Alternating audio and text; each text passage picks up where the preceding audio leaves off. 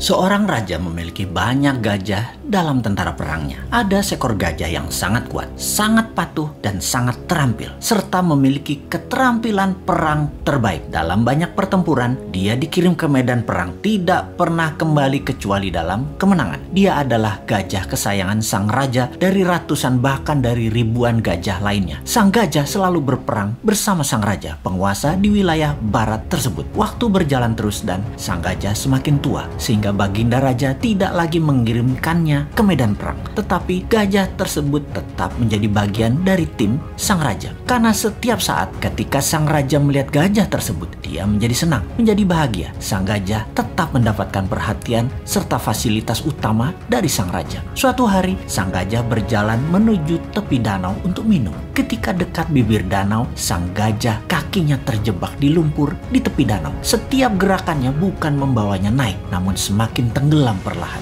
Dia terus berusaha, namun dia tetap tidak bisa mengangkat kakinya dari lumpur. Beberapa orang melihat usaha sang gajah dan tahu bahwa gajah tersebut dalam masalah besar dari nada suara teriakan belalainya. Dan berita ini pun tersebar cepat sampai akhirnya ke telinga sang raja. Semua orang panik karena tahu gajah ini kesayangan raja. Raja pun bergegas ke lokasi. Melihat gajah tadi terus tenggelam perlahan tanpa daya, sang raja memerintahkan semua orang di sekitar membantu mengangkat gajah tersebut. Mereka menggunakan berbagai cara untuk mengangkat gajah tersebut, namun tetap tidak bisa terangkat.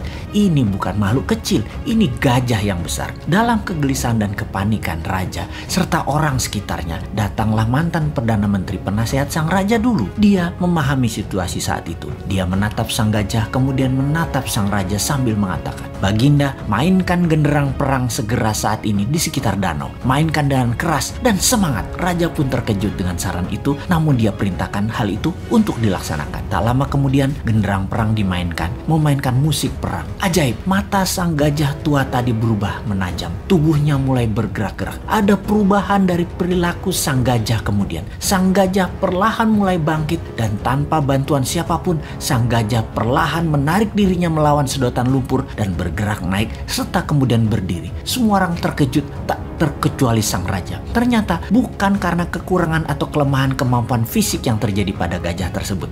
Yang dibutuhkan hanya suntikan semangat dari dalam. Dan ketika hal itu didapati, semuanya terselesaikan masalah apapun yang dihadapi. Untuk mempertahankan semangat dalam diri, sangatlah perlu sahabat semua mempertahankan tujuan hidup ke depannya di dalam pikiran bawah sadar kita. Dan jangan pernah ada rasa kalah atau menyerah dalam diri kita. Sahabat, mengapa saya menceritakan hal ini? Di saat pandemi saat ini, di waktu yang berat seperti saat ini, di saat ketidakpastian menghadang di depan, kita semua harus terus menyuntikkan semangat di dalam diri serta orang-orang di sekeliling kita. Pastikan kita semua punya visi dan misi yang jelas, purpose of life, dan semangat yang besar tadi. Pastikan ada genderang perang selalu menyala dalam diri Anda. Kita harus terus bersemangat untuk selalu sehat, makan makanan yang bergizi, selalu bersama orang yang membawa diri kita ke atas, penuh cinta dan penuh tawa. Pastikan kita berhenti menyalahkan keadaan seperti ini. Juga pastikan masalah yang terjadi saat ini yang memperlakukan kita negatif seperti saat ini tidak perlu ditakuti. Banyak hal indah dan besar terjadi di sekeliling kita. Ada solusi atas apapun masalah yang terjadi saat ini. New Mind salah satu solusinya. Dan tak lupa, selalulah bersyukur atas apapun yang kita terima, bersyukur atas apa yang terlepas, dan bersyukur atas apa yang akan kita peroleh.